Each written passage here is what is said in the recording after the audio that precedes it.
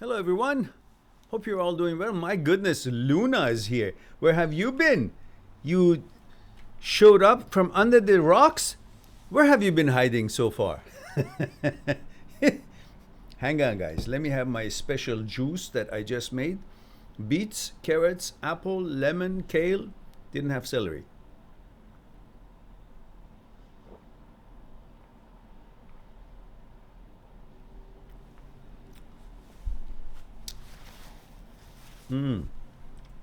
Nitric oxide. Nitric oxide in beets. So, things you got to do when you get old. But I love it, actually. I did that even when I was younger. And Steven says, hello, Mehran. Hello, Steven. Good to see you. Steven, male 40, Los Angeles. Steven says, doing much better today, thanks to you, but still would like to talk about a couple of things. Okay, for sure, by all means. EJ Hunt says, hi, female 32 UK. Hello, UK, female 32, Hunt. You were here once before, I believe, if I'm not mistaken. I think once you were here before. Maybe I'm wrong. And Luna says, salam, dear Mehran. It's been forever and a day. Yes, and it's all your fault because I've been around. And glad to join you tonight. Kefek al-yum. Now you got me. It's been a long. My teacher hasn't been around, so student is only as good as his teacher. And teacher disappeared, so therefore, so the answer would be tamam? Tamam? Am I? Something to that effect. How have you been keeping in all this COVIDation? Big love from UK. Big love to you as well. And thank you for joining us. It's always brighter when you are here. And glad that, and hopefully that you're taking good care of yourself and everyone is good at your neck of the woods. Steven says, hi, Luna. Okay. You guys are talking, okay. And Luna is female 36 UK. And Jeffrey Skelton says, hi, Mehran. Jeff, male 32 Toronto. How is it going on your end? It's going.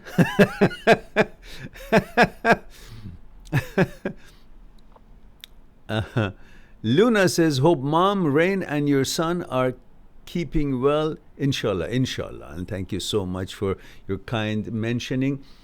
Mom, I haven't seen mom for a while. Just did some shopping and delivered day before yesterday. And I've been a bit busy, but I've been meaning to see mom. I've seen my son yesterday or day before yesterday. I miss him always. Even if I see him right now, I still miss him. Rain is good. And grandma is taking her out today in the rain. And Rain is lovely. It's just amazing. It's just looking at her and being with her. She's amazing. She's a great husky. EJ says, yes, I've been here a few times. Aha. And Dawn says, hello, my darling. Hello, Dawn. How have you been? It's been a while since we have had the pleasure of your presence, and hopefully all is good with you. And Don says, hope you and yours are well. Love you lots and love you too. And thank you very much for the love. I can use them as much as I can get them. Love is good. Juanpa says, pura vida, Mehran. Pura vida, Juanpa, dear. Juanpa, male 24, Costa Rica. So looks like the part of the old gang is here, and it's delightful to be here with you guys and spend an hour with you. And Luna says, shame, I cannot sleep now. What a guilt trip. Yeah, that's right. I was just about to be fluent in Arabic, but now, now it's been interrupted, the lessons. And says, what a guilt trip. Toot toot. Although I never had a doubt my student is a bright spark, full marks regarding tamam. And there's an extension. You can say alhamdulillah. Alhamdulillah is easy. That's easy. I mean, it was always used when I was a child and growing up, so it's not difficult. But tamam was just slipped my mind. Chris Crawford says, Chris Mail 29 from England. Hello, Chris. Good of you to join us, and thank you for that. Says, it's been a while. Hope you are well, Mehran. I thank you very much, Chris. Glad that you could join us. It's always a pleasure when you guys make time and join the live stream. It becomes that much better. And EJ says, Mehran, I really need some advice. All right, let's shoot. Says, my boyfriend is going through mental health problems. Who doesn't? So he's a normal person then. Because we all are going through mental problems every day. I don't care if it's, something bigger than the other things, but we're all going through mental problems. Brain is not just mechanical, it's actually electrical. And most electrical stuff, they get lots of statics. And we get the share of them.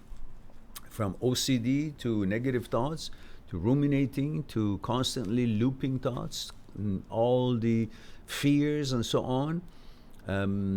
We just haven't learned to handle them that good. So that part is all right. But let me read the rest. It says, my boyfriend is going through mental health, she says, mental health problems, and is self-imploding, meaning he is destroying every good thing he has, including every good thing he has, including a relationship. Mm-hmm.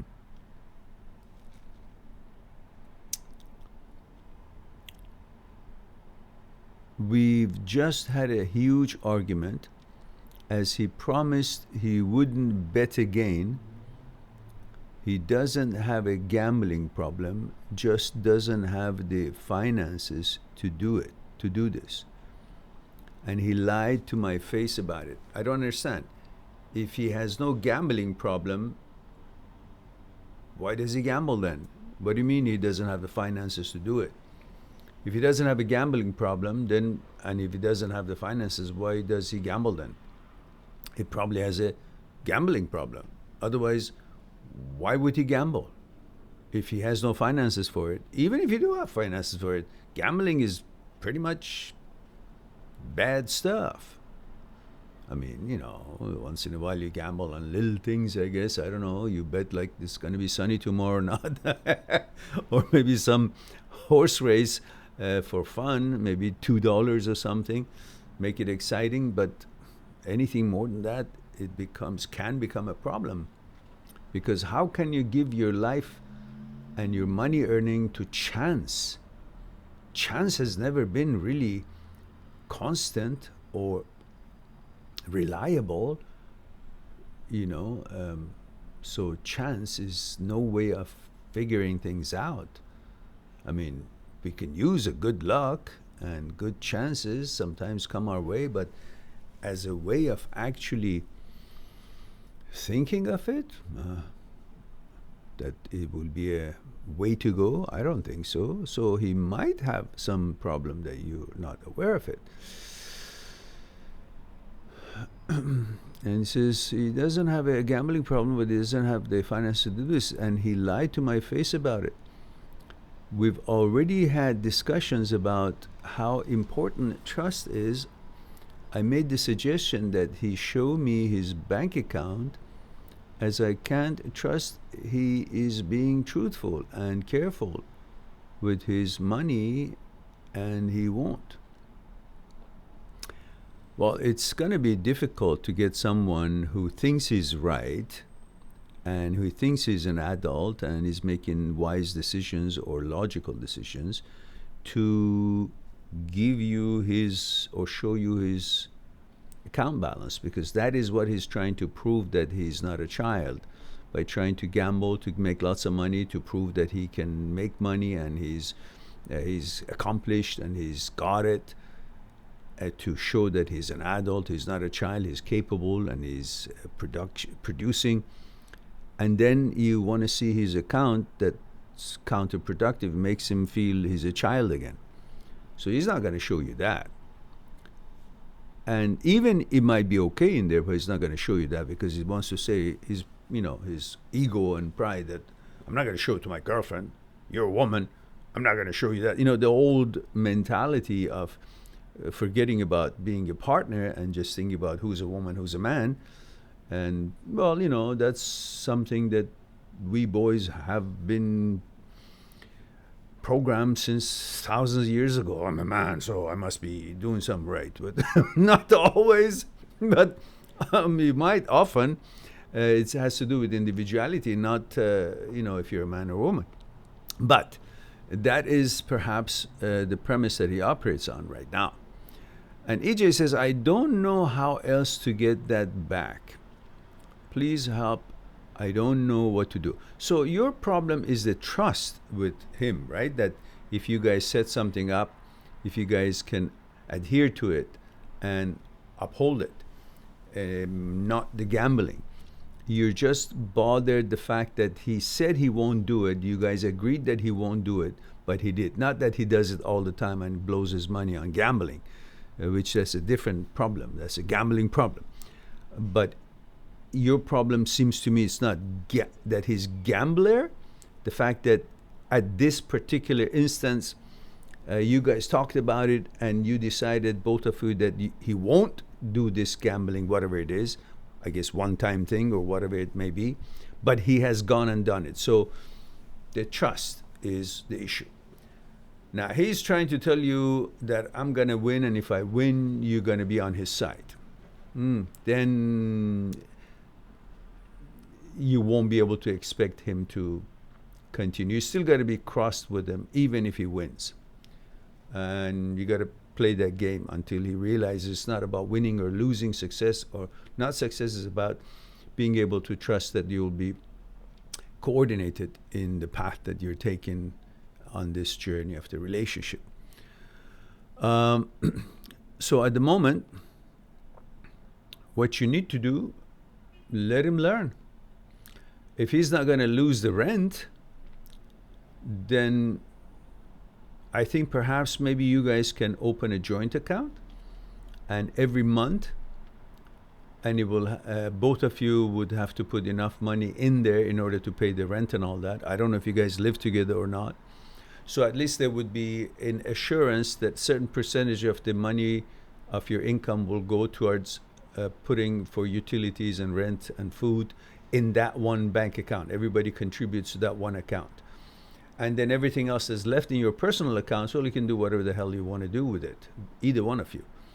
But you got to have an agreement that certain percentage of that money would go to that joint account. And it takes two people to sign in order to write a check. So you want to pay the rent, both got to sign. You want to buy groceries, well, you got a card, ATM card, and you use that to go buy groceries. But you got to have that mechanism, maybe can help you to not worry about if he's gambling or if he's doing this or that. And at the same time, the trust is not going to be any issue problem because the money is going to be there for that purpose, and that's takes care of that part, I think. I'm not sure if that works. And EJ says, I've tried to help him, getting him to go to the doctor and therapy, but he won't accept it. Well, doctor and therapy for one or two incidents of gambling, I don't think that's necessary unless the problem is bigger than that I don't know of. EJ says he does it to escape his problems. So maybe we should talk about those problems. And EJ says, yes, trust is a big thing. And EJ says he only bets a few times, like 2 or 3 times a month. That's quite a bit. Once a month even is quite a bit.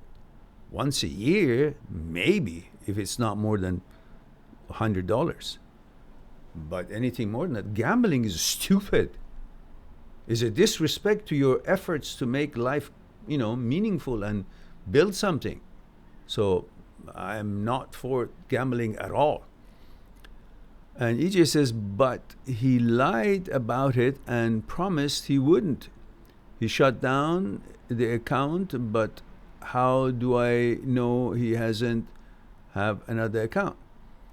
He won't do a joint account, but we don't live together, but how can I risk that in the future when he's lost my trust and so easily lied to my face?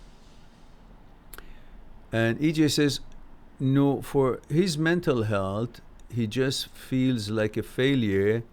That's his biggest mental health. I don't like gambling either. I think he's trying to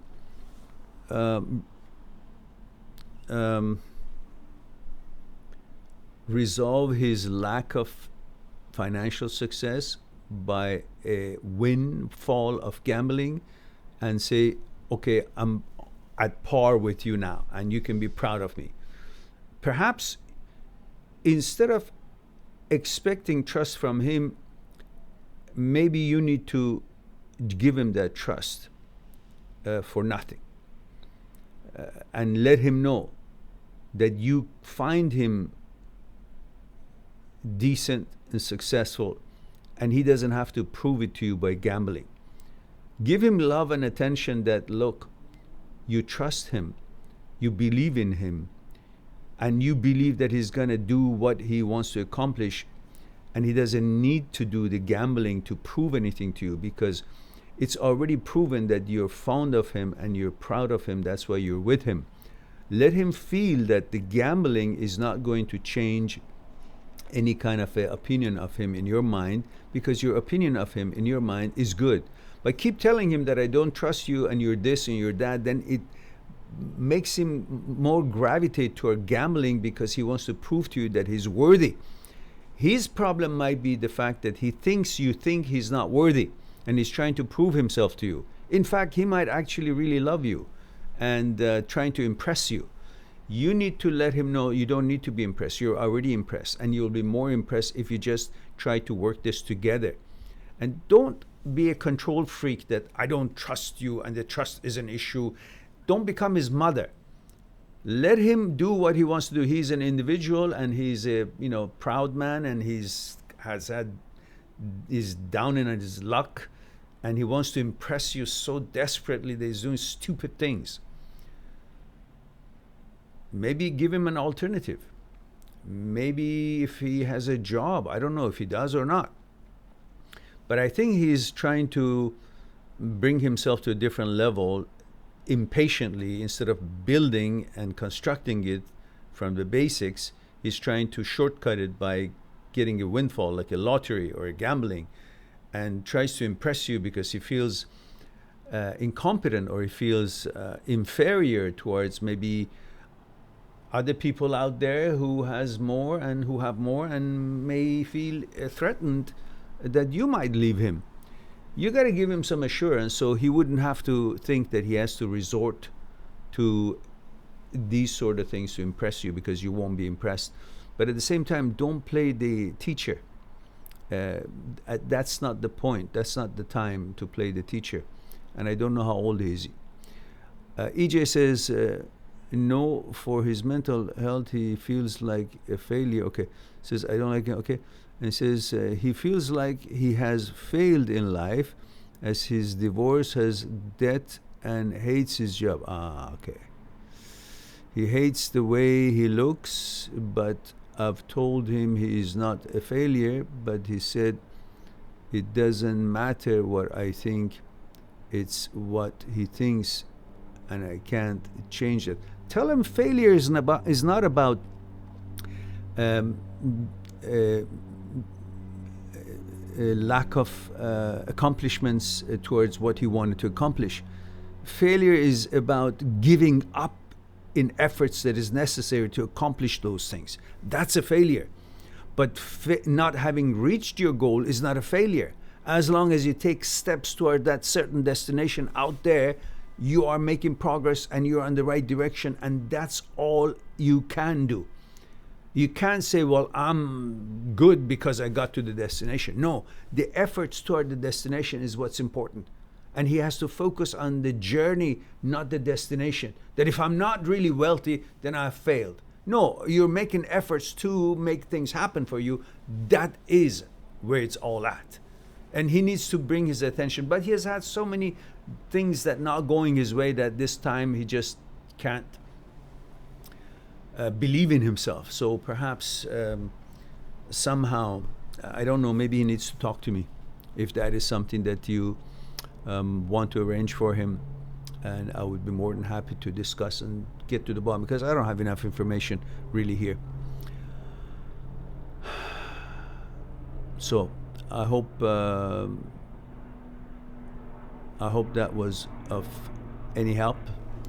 Let me go to others at the moment, and we have a $5 from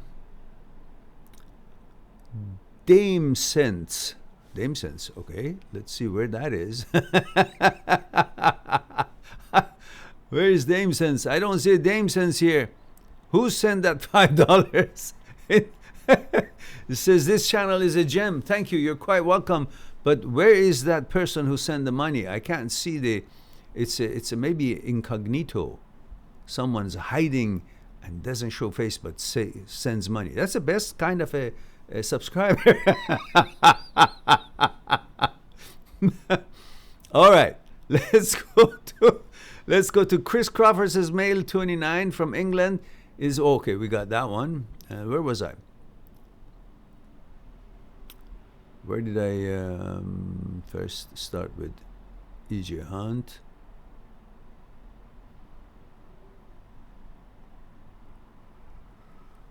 Okay. All right. So let's go. Luna says, how have you been keeping busy during these crazy daisy times? Yeah, it's been crazy as usual. And then we had so much smoke and a forest fire here that for 10 days the windows were shut. We couldn't go out really. I mean, I had to go to work sometimes and with a mask and so on. And my mask is from UK. It's a really good mask. Is from Respiro or something like that. And they specialize in forest fire masks and all kind of masks and so on. So, but then we had a heavy rain and it washed it off. It was coming from California and Washington and Oregon. All the forest fire was coming here. We didn't have it ourselves, but it was their thing was coming here. It's Stephen's problem, Stephen's fault from California sending all the smoke here. So otherwise, then I've been biking a lot because the gyms were closed. I haven't gone to the gym for 7 months now, and all the buffness is gone.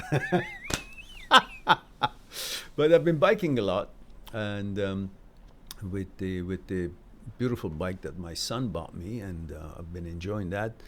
For 10 days I couldn't, and it's been 3 days I haven't, so maybe, who knows, maybe tonight, maybe not, maybe tomorrow. And Sid says, General Sid, where have you been? I haven't heard from you for a long time, and I take that's a good sign. How is the PhDs coming? Did you get that finally finalized? I think you said something about October. Am I right? Sid says, so good to see you. And so good to see you too. Of course, I don't see you, but that you're here. And Male 32 Estonia says, your faithful Lieutenant Sid. Yes, and where this faithful lieutenant has been, you what is it? You abandoned the foxhole. Haven't heard from you.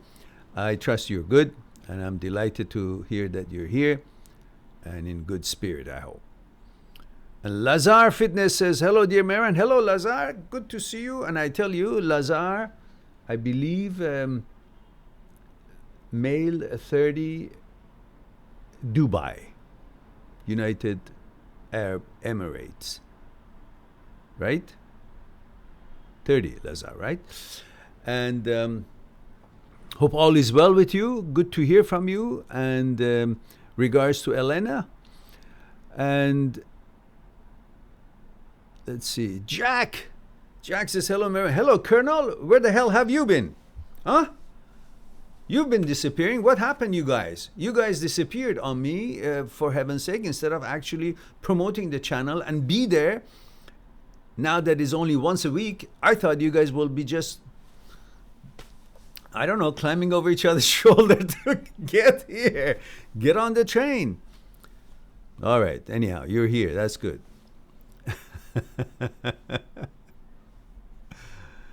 And EJ says, but he lied about it and promised he wouldn't. He shut down. Oh, yeah, we got that one. And we got that one. Okay, we got that one. Okay. Steven says, after work yesterday, I thought to myself, what is wrong with me? Since that girl stopped initiating contact, I've had so much self-doubt and negative thoughts. I end up believing these thoughts, and it really messes with my mind, even though these thoughts are not even the healthy of things, the reality of things. Listen, why do you want a girlfriend? To bring instability? So it is not the girlfriend, it's not a girlfriend that you're looking for the girlfriend, meaning a woman who actually brings stability to your life. That should be one of the qualifications to want to be committed in a relationship. And that takes two to tango. Two sides should also both think the same way. If she is not bringing her part of this whole equation and brings that stability, brings that assurance, brings that behavior and interaction that is worthy of a stable relationship, then why do you want her? For what reason are you thinking that you should be responsible for her positive behavior towards creating a good relationship? Why can't you see that it takes two to tango? You're bringing your commitment into this whole mix. If she's not bringing her commitment into the mix, the hell with it then. Why are you so pussy whipped? Forgive my French, everybody. It's not supposed to be demeaning, but it's the expression that when a man is only thinking about being with a woman and sex and that cannot consider the qualifications of a woman, and that individual who's actually in the relationship, then it's called pretty much pussy whipped. Because, whether it's a right, appropriate word or not, we men love women. But it has to be a limit to it. It is not supposed to be the cost of our sanity, a balance, and a proper relationship and reciprocation. If she is not reciprocating, you cannot still consider her qualified just because you want to be between her legs. It's just not manly anymore. You cannot simply want something at any price. For God's sake, any one of you, go to any store that has the products that you really desire all your life. But if it's too expensive, you walk out. Despite of the fact that you really were infatuated with that product and you dreamed of someday to be able to have it, and you got some money and you go to that store and you see it's way overpriced. So what are you going to do? Go to the hell with it. I'm going to bite the bullet. I don't want it. Because you make a logical decision, a rational decision. You're not there to say, I'm going to sell my car, sell my house, this just so I can have this jewelry on. No, you say, fuck it. And this is the point that you should be able to say in any relationship.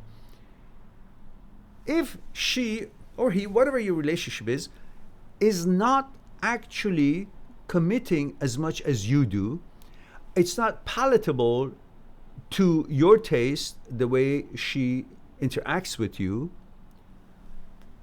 then what does it take for you to see that this is not something that you should go after? It's like riding a bike with a blown out tire.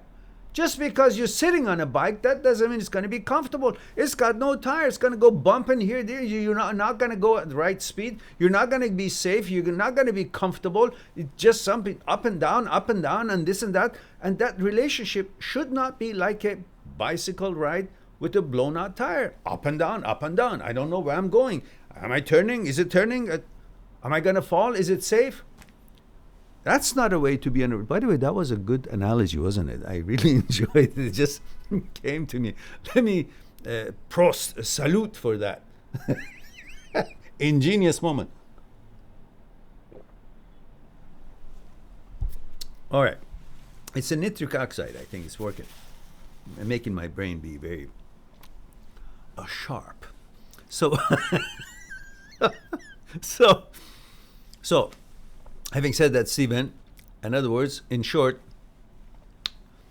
get your act together and start having some balls and disqualify her. If she's not paying attention to, why do you want the attention of someone who's not paying attention to you? Why would it actually matter at all? There's so many beautiful women out there. If they don't pay attention to me, I don't find a reason to pay attention to them, because I'm not going to go out there, pay attention to someone who's not appreciating it or is not reciprocating my attention worth something. At least to me, I can pay that attention to, I don't know, making a juice or do something else that is productive. Why should I be giving it to someone that is only motivation for me to give that attention to is my desire for sex? But there is no emotional compatibility. There is no accountability. There is no reciprocation. There is no future in that relationship. There is no conversation and exchange of ideas. There is no comfort. There is no relaxation. There is no invitation. There is no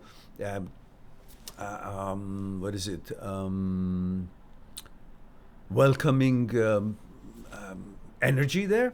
Then why would I sell my attention so cheap? It's valued of some kind. Okay, now, all right,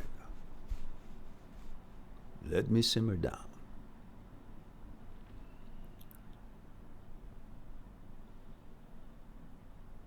No, it's not messing you up. It's not her behavior that's messing you up. It is your behavior. Is your lack of respect for you. It is thinking that the whole world is between her legs. It's not. You cannot desire your desire and think that is all you need to do in this world. To desire my desire,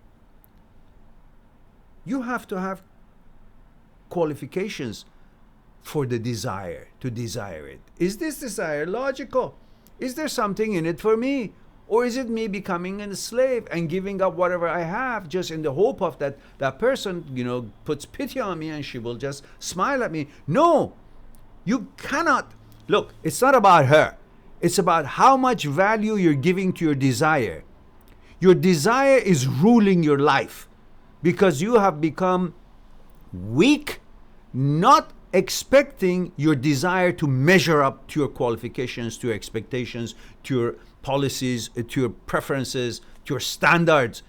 The desire cannot be followed just because it has appeared. Oh, I have a desire to scratch my balls. But you got to see, where are you? You're in a very prestigious place and there are many ladies around. You can't just reach down and start doing it. Well, I have a desire, I have an itch, I have an... You can't do that. You gotta have you gotta have standards of behavior. Where am I? What atmosphere am I in? What environment? What kind of place is this? Is it appropriate for me to respect my desire and actually fulfill that desire, or is it not? So you can't just say because I feel like it, because I desire it, because what do you do if you see a beautiful woman out the other side of the street and you desire her naturally because you're programmed, if you're a heterosexual male, you are programmed to love, adore, and worship women. So you see that beautiful, gorgeous woman, high heels and all that, dude up. So what are you going to do? You desire her, right? So what are you going to do? You're going to act on it? You can't act on it. It's improper. So you can't simply act on any desire that shows up. Otherwise, you will become the monkey of your desire. You will be follow of your desire. Your desire will be ruling you. No longer there is a me, it's a desire who's actually getting the me to do whatever the hell it wants to do, and you become a laughing stock of the community, and you become in echelons that you didn't expect to become. You will lose respect, and pretty soon you will lose respect in your own eyes, which is the worst thing. So you can't just justify any desire that shows up. I desire to have drinks. Well, drink yourself until you die. Is that good desire to follow? No, it's alcohol. Where am I? Anyhow, I think I've said enough. You probably understood. You can't just follow desire, fulfill desire just because it showed up. Desire should be qualified. Is it a proper desire for me to continue? No. Is this girl actually paying attention to me? No. Then the hell with it. Move on. Have some balls. Not some, just, a couple. Anyhow, so what I mean is, have some oomph, like determination of expecting things to meet your standards before you, give in to it. And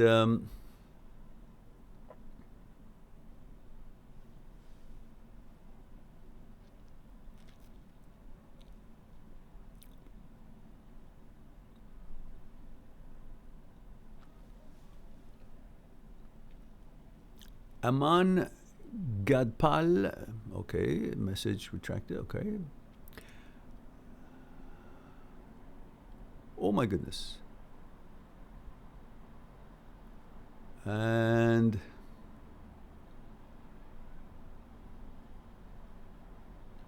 EJ says, I would love him to talk to you, but he won't.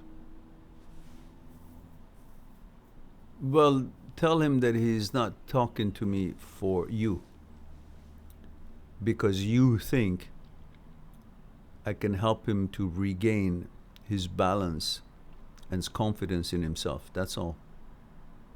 Because I think that is what really he wants to have.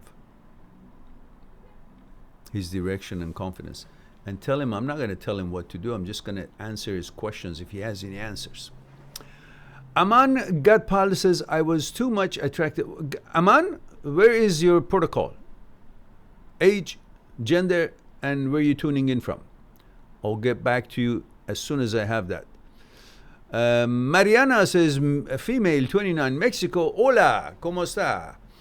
Yeah, I guess. Is it Italian? Is it ¿cómo stai or is it ¿cómo está? There's a difference, I think, between Italian and this word in Mexican. Mariana says, hi, Mehran. Hello, Mariana. I want to let you know, I've been following your advice, and I've been focusing on myself. Due to medical reasons, I can't exercise yet, but I've been taking music lessons. Thank you. Aha, good. Music is good. Delighted to hear that. Thank you for sharing that.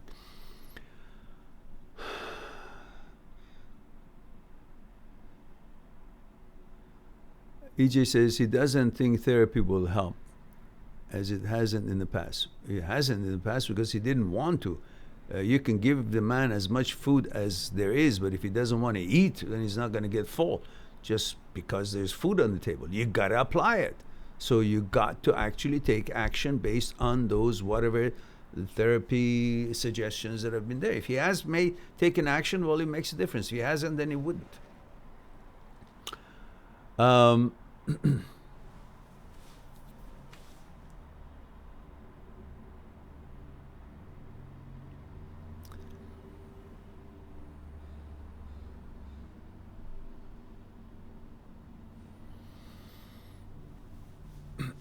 Conscious motivation says, how do you deal conscious motivation? Where is the protocol?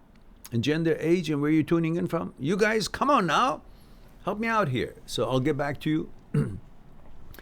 Jack says, Mehran, have you heard of a condition called the imposter syndrome?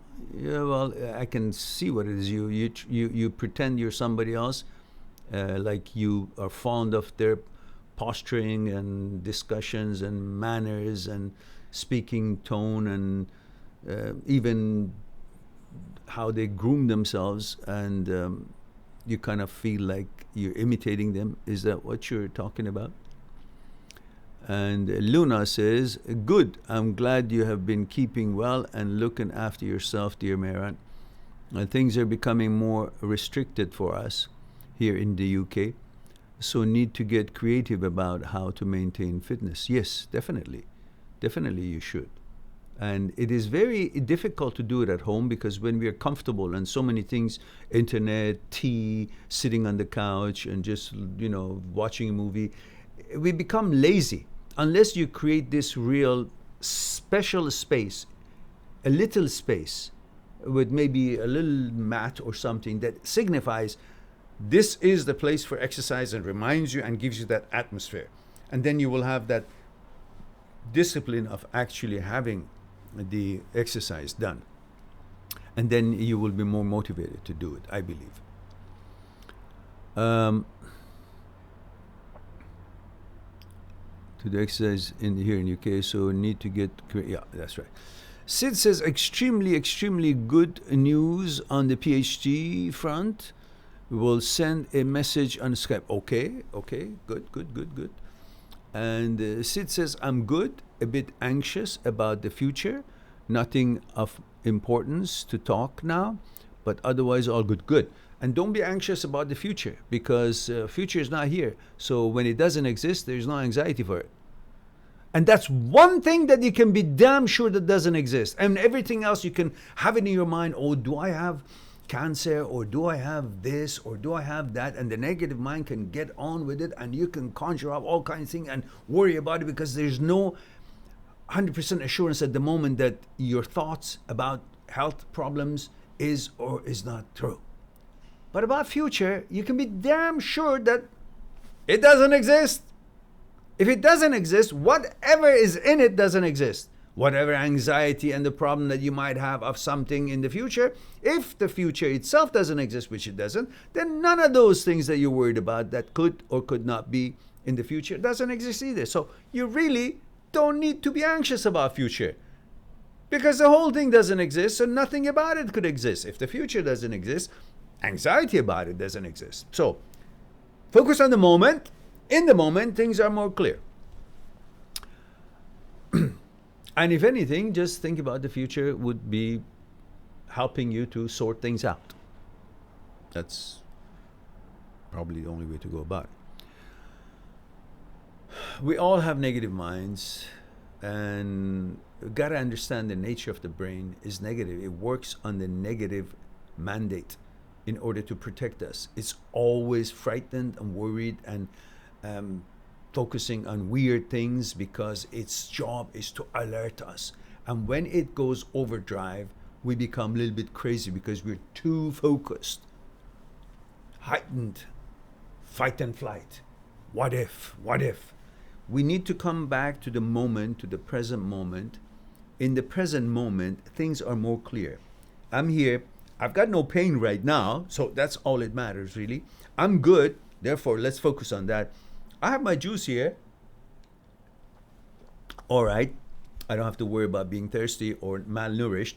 See, it gives you a little bit of a psychological security. The psychological security that is elusive and never can be found. But at least at the moment, in the moment of the present moment, it's a small moment that you can handle it. That, oh, this moment went past by and everything was fine and nothing happened. Okay, great. So I can count on small moments. All right, this moment, oh, I'm good too. All right, I'm breathing, everything good, I'm healthy. Okay, good. So the moments are easier to handle than the whole journey of the future or possibility of things that it's always negative mind runs with it and drives us nuts. For God's sake, before we want to go to a checkup, we could have all kinds of things, or because I have a pain here, or maybe it's something that is totally, maybe I've got my knees is inside is all broken. I don't know. I've got a pain there, or maybe I have cancer. Who knows? All these thoughts are part of what the brain does and keeps us on our toes. And it would be good if we try to deal with things at the moment level, so we won't be subjected to all the negative thoughts and fears and so on that we ourselves create, whether they may or may not be true, but we initiate the worry and anxiety of it. And Chris says, two to tango, I need to remind myself of that. Yeah. Mm-hmm. And Jeffrey says, so true. I don't know what, but thank you. And Steven says, thank you, Meran. I needed that. Well, you're going to get it. Whether you need it or not, there it is.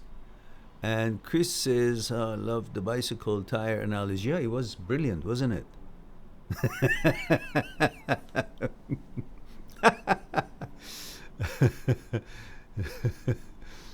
See, I'm like a ninja. I use my environment. I use the things that are in the environment. And my bicycle, the yellow bicycle my son bought me, it was right there. I looked at it. I looked at the tire. There it is. And EJ says, should I let his problem be his problem, or should I try to help? No, you can't help if someone doesn't want to help. You can take a horse to the water, but you can't make the horse drink it.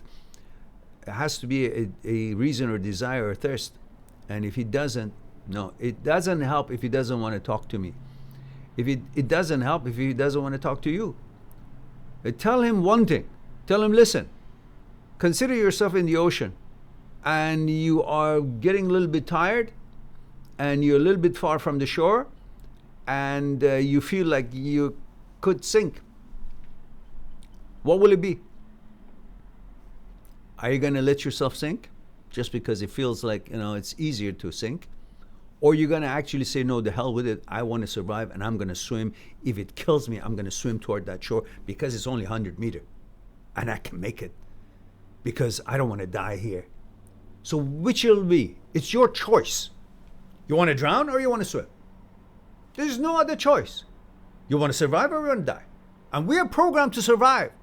So if that's the case, and that's what you do, the gambling or any other shit that you do in order because you want to survive, you want to make things better, that's our instinct, that's how we're programmed to make things better. So naturally, how can you make things better? By swimming, right? Swimming toward the ocean, toward the shore. One moment, please.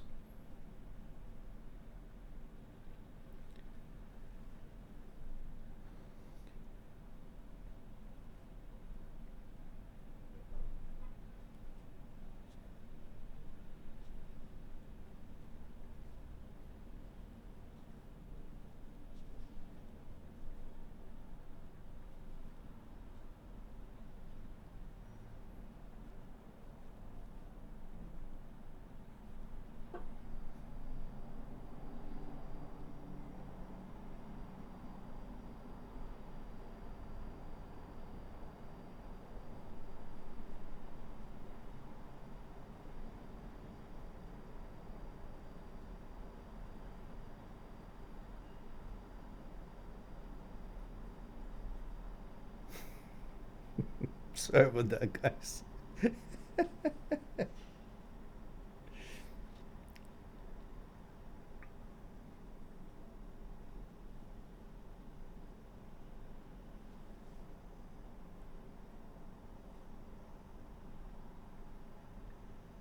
Okay.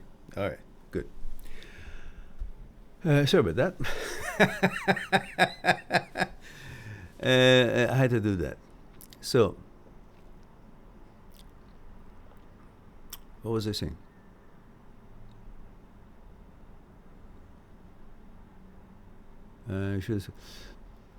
She says, yeah, so okay, so he needs to figure that for himself, that he wants to swim or not. And I bet you he does. So, I guess he's not far down enough. I look like Nixon. I guess he's not sinking enough to alert him that he should start paddling and swimming. So maybe you should just wait. Let him go sink and sink more. Because you're there, you've been trying to help him, and you're there every time he needs it. But he needs to feel that what he's been doing is not working. He needs to change it to something else. Okay? Let him figure that out. Just be there for him. Don't abandon him, but don't mother him. Let him be free, but subtly maybe you make comments, positive comments. That I don't care what you think of yourself. I know you can do whatever it is that you want to accomplish in this life. It's just a matter of not rushing it and not taking a shortcut and being patient and methodically have a plan and go about it.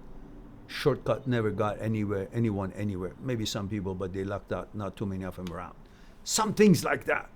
Help him to see that he's capable.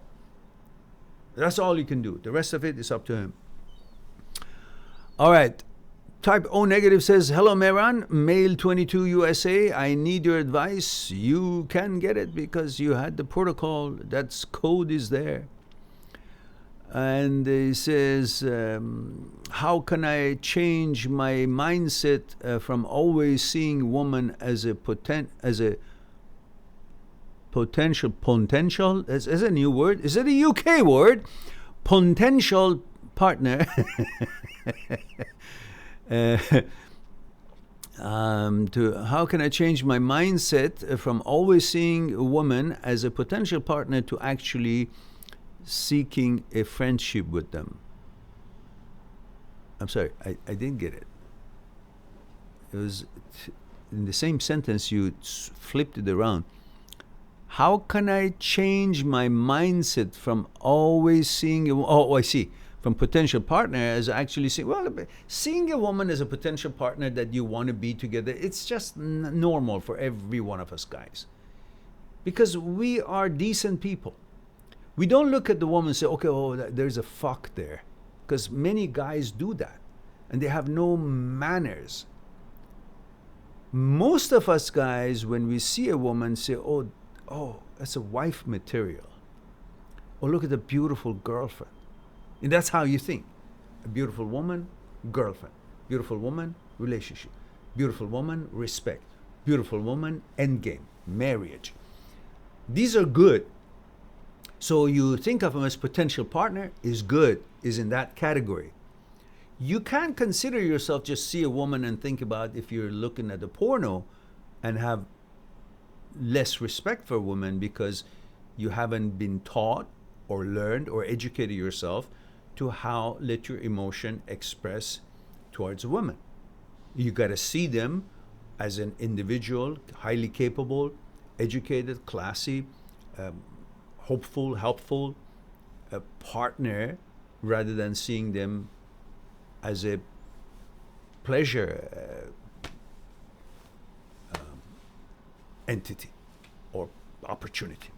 So the fact that you see them as a future partner is good. But I think what you're trying to say is that you become anxious and you become too careful and you become to lose yourself to be who you are. You try to entertain them, you try to be funny, you try to be overly in something, and you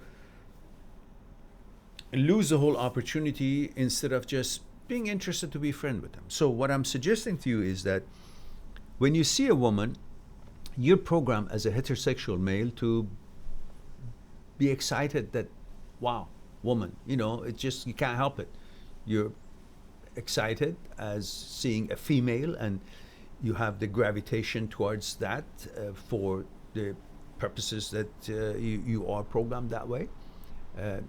That's your gender. But then focus on, okay, that's not all there is to her. This is what I'm programmed for procreation. But I want to go and see if this person is qualified to be my friend and if I am qualified to be her friend. Because women today and every day for thousands and all forever been more than what it seemed to men that they are. We only looked at them as beauty, sex, because that's our basics of the program. Human being was not so smart thousands of years ago, dumb as it comes. So one thing was for sure, in order to procreate the world and continue our species and survive, so we had this automatic program of sex, attraction to female for sex, so we could populate the world. And it didn't need much thinking because only 40,000 years ago, we were able to think or speak. We didn't have that capability, but we lived for a million years as an animal. Instinct. So that's why that was put into our program, so we don't have to worry about what is natural for us to do. That was taking care of the populating the world and species to continue, survive. But now that is thousands of years later, you should now treat women just like you treat yourself. To expect yourself to be at your best foot forward, endow yourself with education, capabilities, abilities, accomplishments, learning, sharing, teaching, producing, and contributing to the society and community as you expect for yourself, you should expect for them. And then see where in that measuring stick they are. And if they measure up to what you're hoping, that it could then form a good partner. In other words, have standards before you can consider someone to be your partner. Okay, she's a female, okay. But you're not having a relationship just because she looks pretty. You're not having a relationship with pretty. You're having a relationship with the consciousness of the pretty. And you got to find out what's in that consciousness. What is the content of that consciousness? Are those contents are compatible with me? Can I together build something?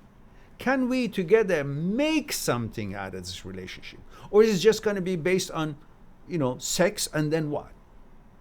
You know that you cannot build a relationship based on sex. Sex was not a relationship builder. Sex was populating the world. Sex was to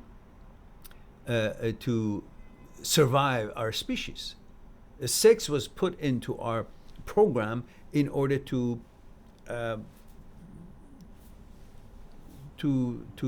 procreate and survive. So it wasn't. It's an invitation to try to build a relationship. That's the basics of it, the attraction. But beyond that, it can't do anything else for the relationship. It cannot hold the relationship together. Sex does not hold the relationship together for more than, maximum a year. Because eventually, you have a brain that can be used to learn things and calculate things and plan things. And if these two brains, contents of the consciousness, don't match up, they're not a fit. We're not a fit. They cannot grow together. They cannot grow together. They cannot build together. They cannot cooperate. We cannot cooperate. They cannot bring anything to fruition. That's where the relationship is broken or made or broke. Is made or breaks. So in other words, you got to focus on the fact that the relationship is not just by the physical appearance being attracted to each other. There's a lot more to it. So you got to learn to treat the woman in the higher standards, which means recognize their capabilities, specialities, education, wisdom, abilities, and contribution to the society, to the world, and to the relationship. When you recognize that, then you will be able to expect them to meet a certain criteria and standards that you hope that you can partner up with that kind of a woman. And you got to focus on if she is presenting, bringing to the table that kind of capabilities and knowledge and abilities. The content of the consciousness is what makes or breaks a relationship. You have relationship with the consciousness of the other. You don't have a relationship with pretty. You have relationship with their growth and with their accomplishments, contributions, what kind of role model they are to the society, to the others, to the children. What are they going to provide? What can you build together? That's how the relationship is. So if you focus on that, automatically you will disqualify the whole idea of, everybody can be my partner. No, they can't be, because you cannot be so naive to think that just because she's pretty, she's got everything that it takes in this day and age to be a good partner. What about accountability? What about loyalty? What about philosophy of life? What about accomplishments? What about education? What about capabilities to stay together in thick and thin? What about reliability? What about all these collaborations that you can do? What about all these things? Just because she's pretty? Well, there are so many. Most women are pretty, but you don't get along with most women. So why is it? Because it's not, the relationship is not between your physical entity portion and her physical. That's just an invitation to get to know each other. That's an attraction that kind of sparks a excuse to converse, to interact. That's all. So on that basis, focus on that. Then you will always put every woman in the category of friendship first, and then you will see if they qualify to upgrade them to another level, you know, if they can be a partner. You can't just give the partner card right off the bat and then decide, did I make the right decision? No. First, check it out, credentials, and then, you know, if you're a corporate executive or you have a company, you want to hire someone, you don't say, oh, she's pretty, let's hire her. Well, some do, and then it goes to hell. But you got to say, what's the resume? Let me check it out. Ah, yeah, she looks like it. Oh, and she's pretty too. Oh, great. Well, you know. Anyhow, that's the idea. Steven says, thank you very much. You're welcome. I mean, thank you. Okay. And Conscious Motivation says, male 23, Sweden. All right. And Aman says, 19, male India. All right. We go to Aman, first one. And he says, where is it? 19, India. He says, I was too much attracted to girls, but I was ashamed because I thought I don't belong. Also, people before made me shame as I don't belong to them. So I suddenly stopped getting attracted to them by thought. Now I suddenly don't get attracted to them, not like before. It seems like I rewired my subconscious how to get normal. No, you are normal. No. First of all, you throw out all the shit that these other people have put in your mind because you're weak-minded. Stop being weak-minded. Do some meditation and accomplish things, learn things, and bring yourself to a level that you will see that you have learned things, you're more than yesterday, and that gives you the confidence, and that makes you feel that you are qualified for the girls to like you. It's not like you're beneath or below any other guy. No. You're just as qualified as them. If you're not qualified, none of those other damn stupid guys out there who put that in your head are qualified. What makes them qualified? Just because they say so? The hell with them. You're as qualified as any man on this earth is for any woman. It's just a matter if you and that woman are compatible. Simple. And there's nothing has been lost that you should go and get it back. It's just in your mind. And you will see when you see a woman that you like, the whole rewiring change. That's not that you can't rewire your gender. What the hell are you talking about? You may be disappointed of the fact that some people kept saying that you are not, this girl is too good for you. You are in her leagues. Okay, fine. Maybe she's too pretty or too rich or too educated. Okay, you're not that educated or you're not that rich. Okay, well, you find a girl who is actually at your level that you can communicate in the same level and you like her looks, and that's all it takes. You don't have to please others by your choice. You choose a girl based on what you think it works for you, not based on, oh, I got to choose a really, really, really, really, really pretty girl and really smart and really rich so the others can, say, I've got a good girl. No, it's none of their goddamn business. It's all about you. What kind of girl you like, that's all. And any girl that you like, you think, go try your chance. You never know. When you speak properly and treat them properly, girls love a man who is a gentleman, who is proper, who gives them security, comfort, feeling of relaxing, that he is capable of taking care of them, help them with their problems, or if they ask for it. That's what makes a man attractive to a woman, not the bullshit that you've been hearing from these other guys and competitors to you that, you know, they want to make you feel like, oh, you know, so they can go and try the girl themselves, like, you know, try to get to know her. So there's not wrong with you. Don't buy into that bullshit. It's all nonsense that they put into your head, and you don't have to believe it. That's all. It's all to you. Just say, I'm the boss. I don't believe that shit. Who said, what law? How could that, what they say, be true just because they said so? Who the fuck are they? Where did they get their information? What do they know about me? I'm the only one who knows about me, and I like that girl. I don't have to like her either. I like another girl. So, simple as that. Don't believe the bullshit in your thoughts. Because these are not your thoughts. These are just thoughts. And some other people give a suggestion, and you took in the suggestion. Don't take this as a suggestion. That's all. You can't change yourself just because somebody said something. Don't pay attention to what they said, then it wouldn't have any effect on you. That's all. You're the one who gives it effect. Don't. Reject it. Simple. And we have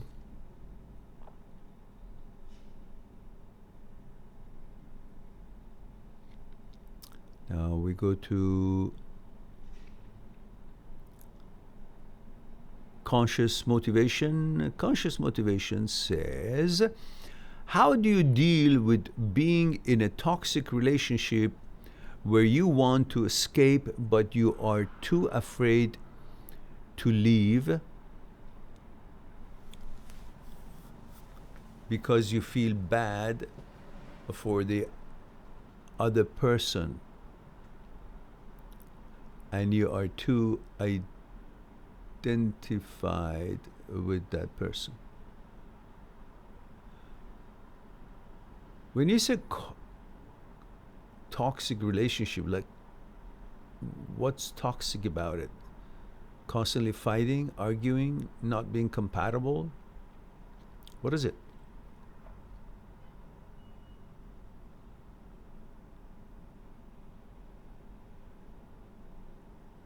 But whatever it is, who's the most important person in your life? Conscious motivation. Who's the most important person in your life? You know the answer, right? It's you. You're the most important person in your life. So I don't care what kind of relationship it is. If it's toxic to you. And if it's toxic to you, why should you put up with it? What happens if that most important person in your life who's responsible for everything that happens or doesn't happen in your life, which is you, what happens with this relationship messes up with your life and you cannot continue your stability, your job, your focus, what you produce, your health, your normal balance in life, then you're going to start feeling the problems with it, right? Whether she feels it or not, that's another story.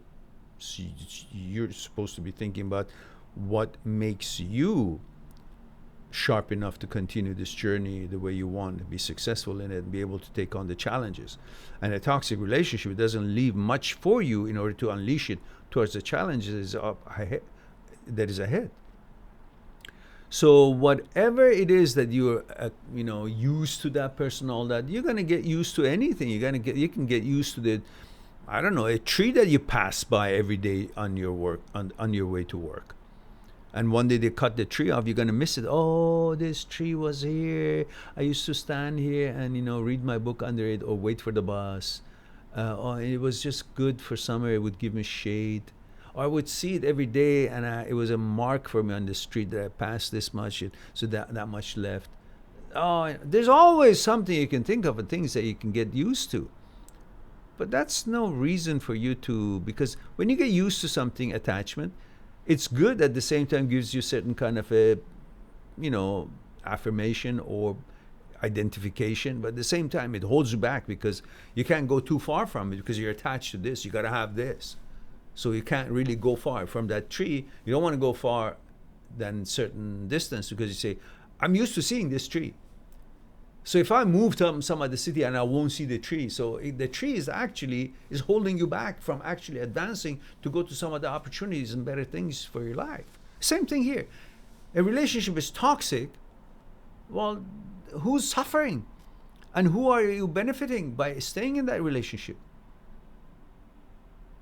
Not you, because you're talking about it here. If it was good, you would say, hey, I'm in a relationship. I really love it. She's great and wonderful. But that's not what you're saying, is it? This is how do you deal with being in a toxic relationship? You don't. You get out of it. Because you've tried, obviously, you've discussed the toxicity of the relationship. You've tried to come up with ways to handle it together and resolve it. And if she hasn't, because if you had success in doing that, you wouldn't be talking about it here. Obviously, it means you've tried, and you've tried, and you've tried again, and it's not working. So if it's not working, then here it is, lady.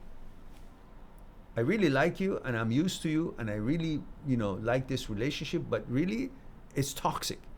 I can't take it anymore, and I'm suffering, and I know you're suffering, because if it's toxic for me, then it must be toxic for you as well. Because I'm not going to comply to this stuff that you want to do or you say, and you obviously are not going to comply to this stuff that I expect. So, it's toxic for both of us.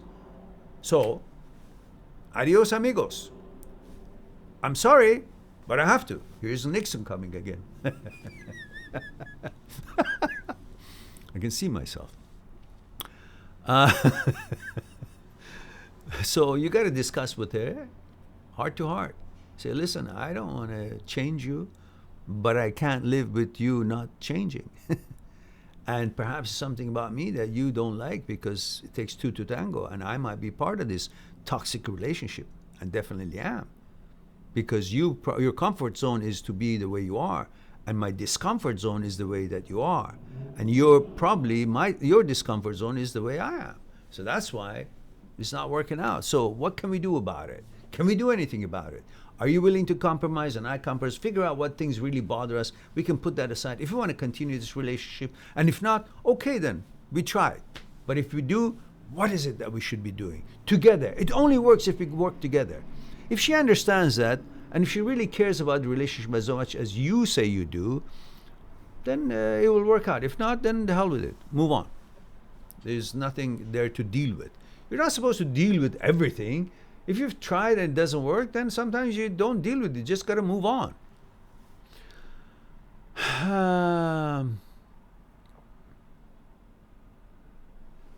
All right. Now,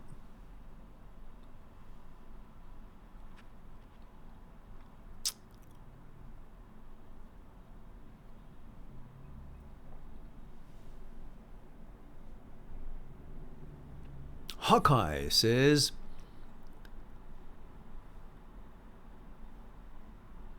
hello, Mehran, 26 male, Albania. Hello there. Says, how to overcome the fact that someone has told you that you are everything that they wanted for 7 years straight, and now they leave you without even a hug or thank you. Well, yeah, that happens. Shit happens.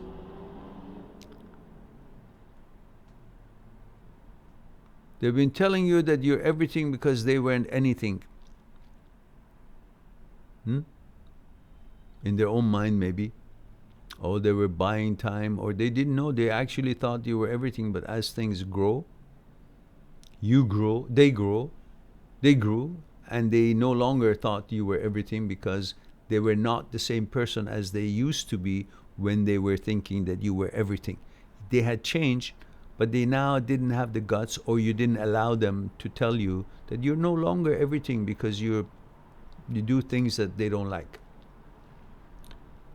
And whether it was your fault or not, the communication wasn't there. It wasn't honest. They tried to keep that image and keep you satisfied and happy, or at the same time make themselves feel that they have a security by keep fooling you that you're everything, so you could continue the services and whatever it is that you were providing.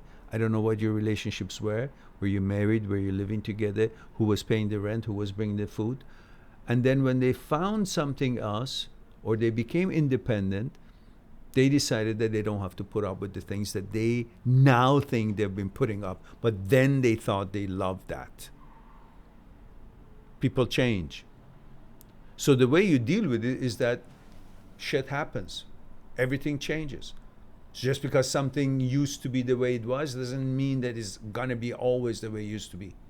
And if it changes, I can accept that. She doesn't love me anymore. Perhaps she never knew what love is. Perhaps most people don't know what love is.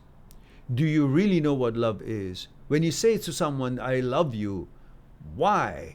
What is it that you love? Do you love her? Like, do you know her consciousness and the contents of her consciousness? And you guys are compatible in every way that you can say, for time has passed and she's taken care of you and you've taken care of her the way you guys have and communicated and together have built something and then trusted each other and unselfishly they have treated each other well, and then you can say, I love each other. That time hasn't come yet, has it? But you just tell someone as you see her, you say, I love you. What is it that you love about her? How can you love her? Do you love her? Or do you love what she does for you? Did she love you? Or she loves what you provided, what you did for her? These are two different things. But we are so liberal with, I love you. I love my juice. I love my car. How can you love all these? The love is the word that is being used so extremely too many times in everything, and nobody really knows what it means. And then you say the same way, I love her. Do you lust for her? Or do you love her? How do you love her? You don't even know her. You just met her. Or it's only what? A few months you're together. Yeah, you love her because you really want her to be yours and to be committed. And you say, that is another part that defines me. This beautiful woman is mine. So my ego, my desire is fulfilled. I feel more than I was yesterday because I have this. Like I have this bicycle. I feel more. I went on a vacation. I feel more. I have this woman. I feel more. And for that reason, you say, I love you. It's like a payment you pay to make sure she will stay because she's also interested to be loved. Now you give it to her. I love you. So she's okay, then that's the one I should stay with because he loves me. So she stays. But then she's also growing. And she really never understood why you love her because she really didn't do the stuff that it takes for someone to love. So she was given that echelon. I love you. Why? What have I done? Has 6 months, a year passed and I've been really helpful in many different ways. Our consciousness are compatible and all that. So what is it? So she felt good because you said you love her, and you felt good because she said she loves you, but time hadn't passed enough to know why you love each other. Now 7 years passed. Perhaps you still don't know why you loved each other. Did you really became compatible on the conscious level? Did you really trust each other? Did you really treat each other unselfishly? Did you really were there together when the other one needed you? Were you really were going out of your way to make things happen for each other? Did love became to be, or was something that you just threw at each other just to get more favors from each other? Because look, I told you I love you, so now you got to do this for me. Because now you got to, was it something to say to expect something else from it? Was it for lust?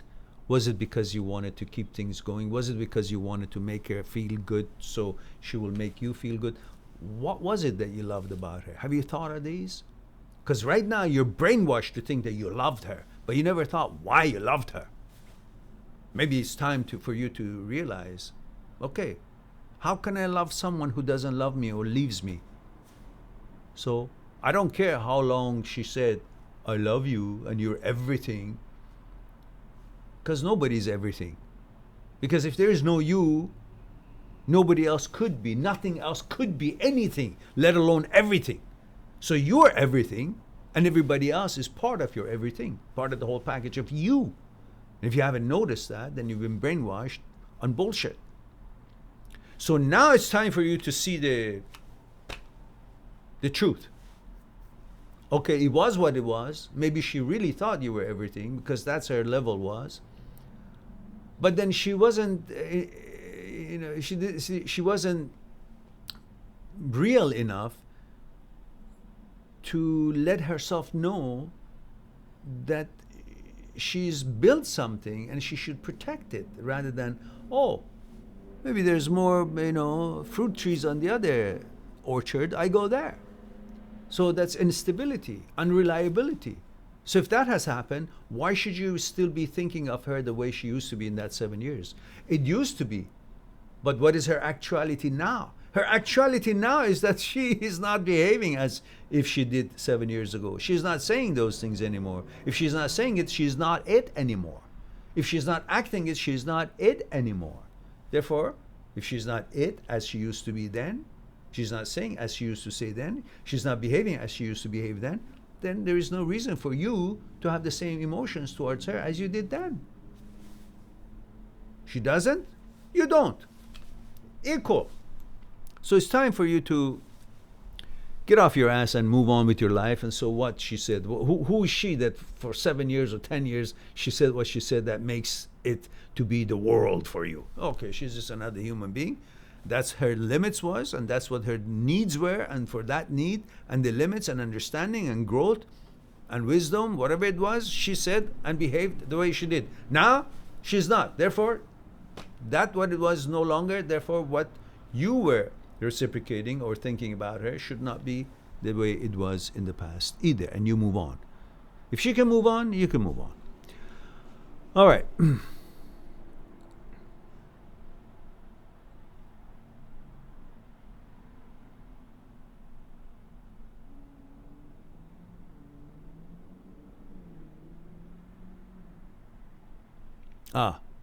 Mariana.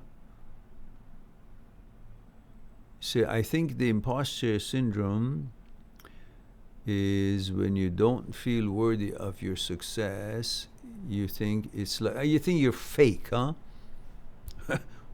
Why do you think about allowing thoughts to describe you? What about your actions? How have you lived? Your actions are you. So, check out the action. Are you doing what you can? Are you doing the best you can? Are you making the efforts the way you should? That's all that matters. The rest of it, thought, doesn't matter what thought shows up in your head. Thoughts are bullshit. Thoughts are not actions. Thoughts are not you. They don't describe you.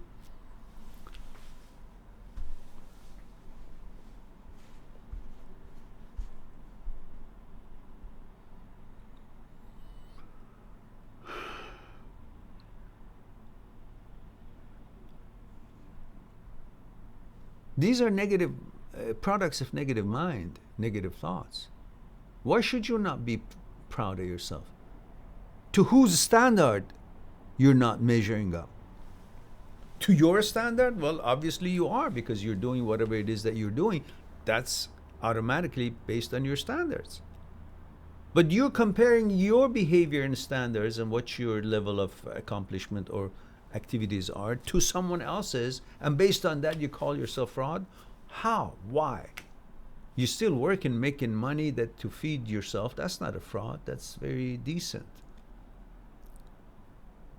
And you think something is not really how you think, then don't think it. Think something else that is meeting your expectations and your reality and actuality the way you think. Don't have to be pleasing the crowd, and don't have to be politically correct all the time. It's okay to judge. This whole bullshit of non-judgmental is bullshit all through. Yeah, don't judge people for what they're not.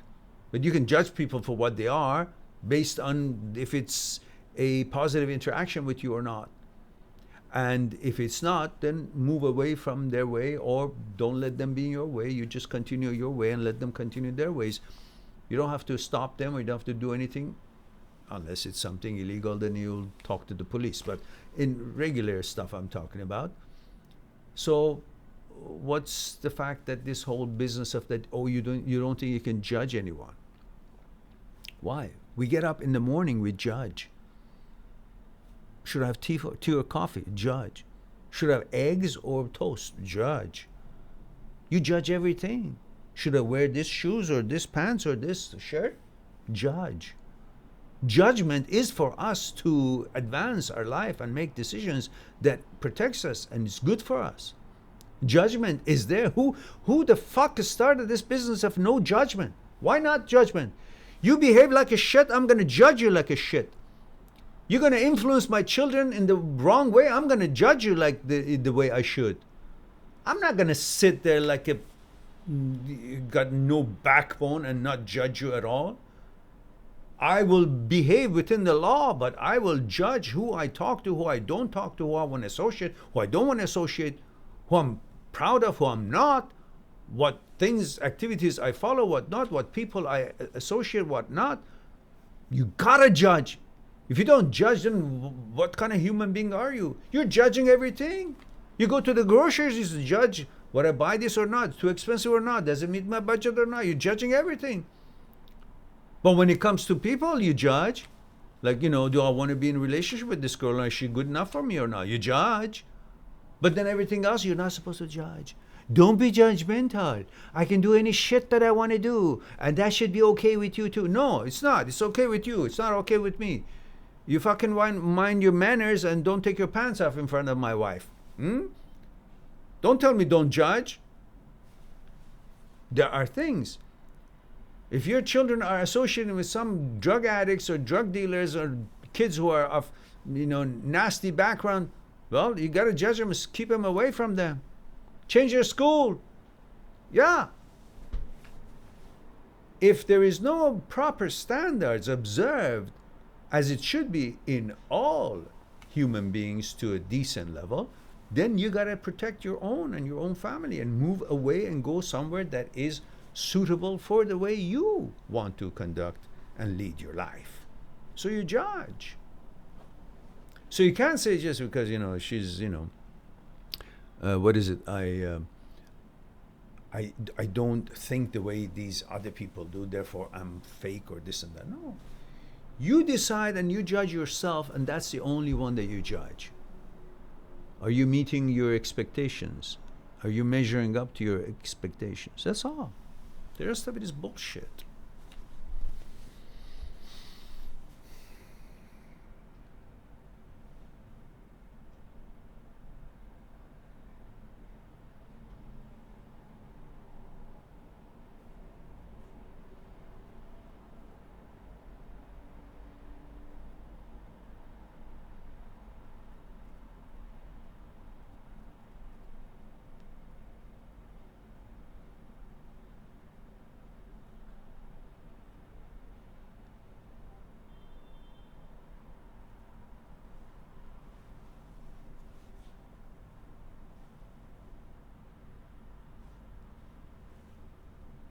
All right. Sorry with that, guys.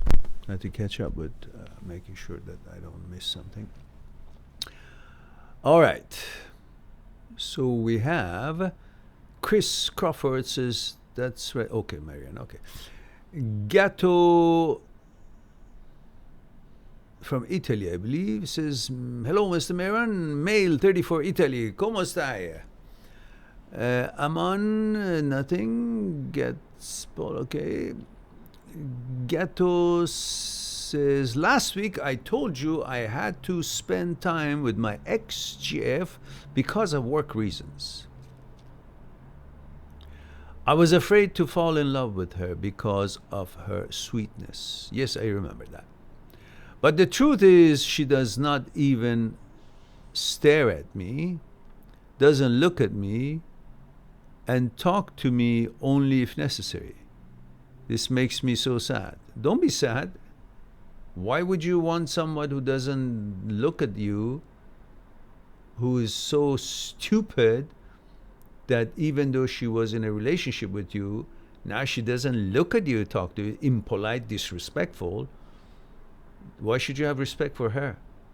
You just talk to her when it's necessary, and that's it. The world hasn't come to an end. Don't put her on pedestal. That's disrespect to other women that are amazing out there, who are actually going to treat you nicely and politely, respectfully, and reciprocate if you guys hit it off. And you should put them on pedestal compared to this one.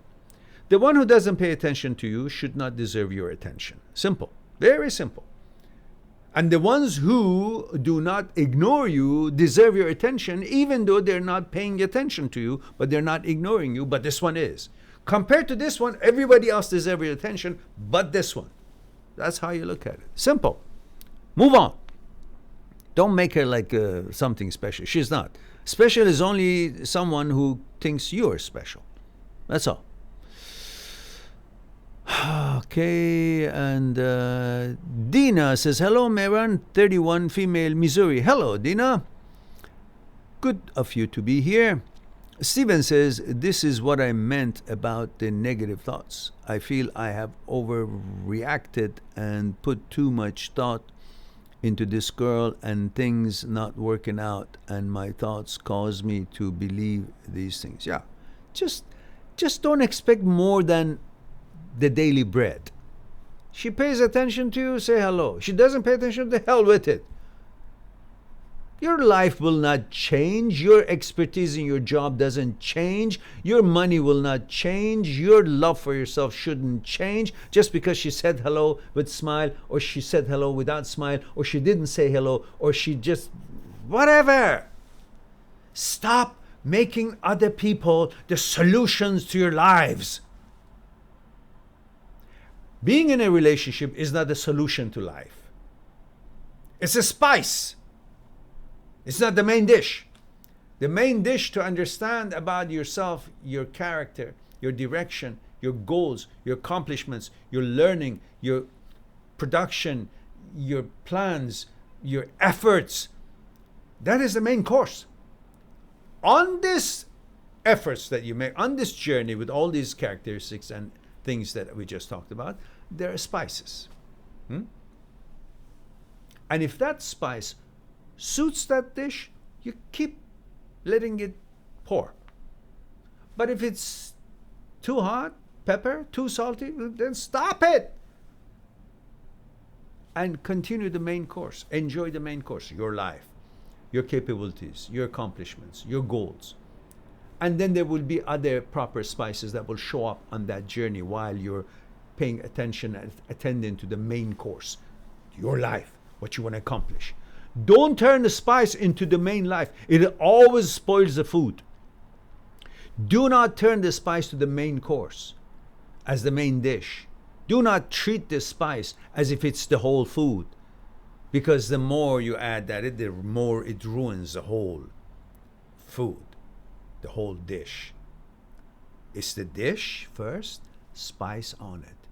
It's you and your plans, your standards, your expectations, and your offerings, and then the girlfriend that makes it more perfect, or it doesn't match, it's the wrong spice, and you get rid of it. Thank you very much. You move on. Don't turn the spice, don't turn the relationship as if it's your life. Your life is life. Sports, fitness, nutrition, relationships, jobs, accomplishments, learning, education, these are all added values, spices to the life, but it's not the life. Your health, fitness, survival, it's life. The rest is spices. And don't turn spices into the main dish, because you cannot enjoy and you cannot get sustenance and nourishments from a spice. It only tastes good. It's got nothing else in it, right? So it has to be in combination. So if she doesn't act like a proper spice for your dish, that's it. Don't turn that relationship into the whole life of yours. It's never going to be the truth. And it's not going to be the way it should be. That was a pretty good example, wasn't it? The spice thing. All right. Another brilliant moment. I think it's a nitric oxide.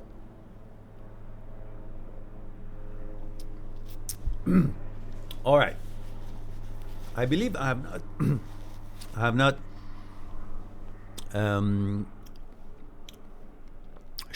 sell you guys today. We've been having an hour and 42 minutes, another 15 minutes, and we'll wrap it up.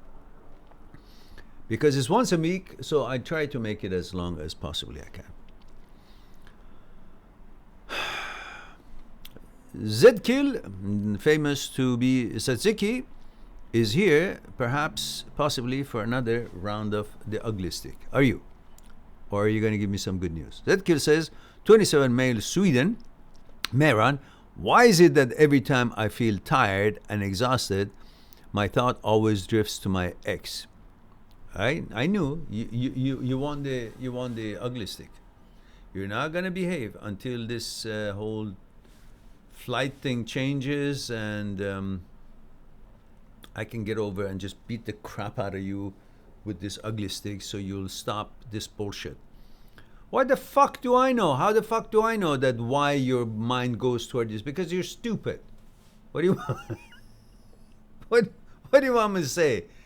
It's almost a year. I'm telling you, 2 years the girlfriend has left you and you're still sucking up to her shoes. Grow a pair, goddammit. I don't care where your thought goes. It's no different when your thought goes where you don't want it to go than it goes to places that you have no enjoyment for it. You're in command. You're the boss of your thoughts. Just direct your thoughts to something else. Don't try to stop your thoughts from going here.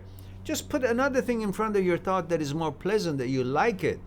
But because you've constantly been paying attention to these nonsense thoughts, you're kind of making it your habit that, oh, I have to pay attention to it. Oh, it's a thought, it's valid, it's worthy of my attention. No, it's not. It's bullshit. So is your girlfriend bullshit. And you are bullshit that you think about the bullshit girlfriend. What could be a girlfriend if she doesn't want to be with you? How could you still consider it anything important? Move on, for heaven's sake. What are you going to do if you get married one day and you have children with that woman and the woman leaves you? Are you going to sit on the crapper every morning for 10 hours and cry? That's how your life is going to be if you can't deal with this. For heaven's sake, you're 27 years old and 2 years of your life is gone to hell because some girl left you. Is that all you're all about? Huh? To follow the ass of some girl who doesn't want to be with you? That's it? That's what you expect from yourself? That's how you made it out of yourself? That's what you're all about? I mean, that reminds me of the, Dr. Evil's movie, which, the kid was saying things like that and he pushed a button and the kid fell into the dungeon. And I think you really need a, bigger than the ugly stick, not just ugly stick. All right. Now, I think you got your dosage. And go deal with it and keep watching it. Get out of that shit. The problem is that you value the definition of thoughts. I'm saying stop defining and thinking about the meaning of thoughts and trying to data hunt it and figure it out, understand it, and why is this and that. Just focus on the fact that it's an intrusive, stupid, negative thought. That's it. You don't need to know what it is. Just say, oh, that shit kind of showed up. Move on. No dealing with it. No soup for you. All right. Maliha says, female, 27, from Pakistan. Good to see you, dear Mehran. Good to see you too as well, Maliha, dear. Maliha says, Mehran, last week I cleared my PhD. My PhD exam, but my supervisor raised issues of marriage. I have not told him about my divorce, so he rejected me. I feel too much I don't understand. What does PhD have to do with your marriage? What's going on? I have been preparing for another exam related to job, but I'm still confused, cannot figure out what I really want in life. You get that PhD. I don't care what you want in life. You get that PhD, and then we'll talk about it. I don't know what you said. Who the hell is that guy, teacher, who reject you to get your PhD because you don't want to get married? I don't understand. Please explain. I was so lonely during my studies. I have no friends in that lab, but when I see other people who are more successful, I feel that I am failed in life. No, you haven't. No, you haven't. You don't know what's going on in their lives and their heads. They could be crazy bum shits that you don't even know about it. You just look at one moment of their life. They have a, I don't know, suit and tie or clothes on, and they smile. You think they're normal? Everybody's so fucked up. Don't buy into a momentary picture of a snapshot of someone's life and someone's whatever they're doing, and that would not be the story of their life. It's just a moment, just like you. Sometimes you look amazingly confident and happy, but that's not all how you are all the time, is it? We all have ups and downs. So don't worry about these thoughts showing up that you're a failure. Failure to whose standards? Who is successful all the time? I've never seen anyone who can say, I'm successful. Maybe we look at them, we think they're successful all the time, but it's not true. They're human beings just like you are. The same psyche, the same brain, the same problems, the same emotions, the same shortcomings. Don't believe the bullshit of the physical appearance and think, oh, that physical appearance means they've got no problems. They've got no health issues. They've got no mental issues. They've got no challenges in life. They've got no fights in their life. There are no family problems. There's no relationship problems. There's no money. None of that shit. Everybody's going through the same nonsense. So don't consider yourself failure because you make that kind of a judgment on yourself. Nah, it's not right. And I don't know about the story that you told me about you cleared your PhD exam, but my supervisor raised issue of marriage. I've not told him about my divorce, so he rejected me. I don't understand what that means. And I feel so much that I don't understand why someone would reject you, whether you're divorced or not divorced. I don't get it. It's none of their goddamn business what you want to study and what level of study you want to approach and you want to continue. Whatever it is, you go above his head and say, well, it's none of your goddamn business if I'm getting divorced or not getting divorced. I want to get an education. What does it have to do with my personal life? Fight it. And Nick, oh my goodness, Nick is here. Male 44, New Zealand. Tena koe matua meran. And kia ora, Nick. Says, nice to see you. Kia ora koutou. Hi, everyone, he says. Nick says, proverb for the day. Yes, we're ready for that. Says, kia kaha kia maya. Kia manuwanui. Be strong, be bold, and be steadfast. We use this saying for many situations, mentally, physically, and spiritually. Thank you for that. I'm going to read it again. Kia kaha kia maya. Kia manawanui. Be strong, be bold, and be steadfast. We use this saying for many situations, mentally, physically, and spiritually. That's beautiful. And thank you for that, Nick. And Stephen says, very well said. Thank you, Mehran. You're quite welcome. Luna says, Mehran, you are an analogy legend. The main dish versus the side spice is so true and will be remembered for shiz. Thank you. You're quite welcome. Promote the goddamn channel, you guys. These spices and these analogies should not go to waste. Should be given free to all in the world. So, promote it, guys. Zadkiel smiles and laughs. Yeah, keep laughing until I show up there with the ugly stick. Then you'll stop laughing. Says, thank you, Mehran. You always clear me up. Yeah, well, I got to clear your brain. I'm just take everything out of it and put new stuff in it. This is the funny thing. is I left her. Well, good. That's good. Then stick with your decision. Charu Smita says, hi, Marin. Hello, Charu. Good to see you, dear. Says female, 32, India. Met a guy who was very sarcastic in 3 dates. Always had a smirk. Also, I felt he's gay intuition. He now has been reaching out for another chance, maybe COVID desperation. Oh, if he's gay, why is he coming out on a date with you?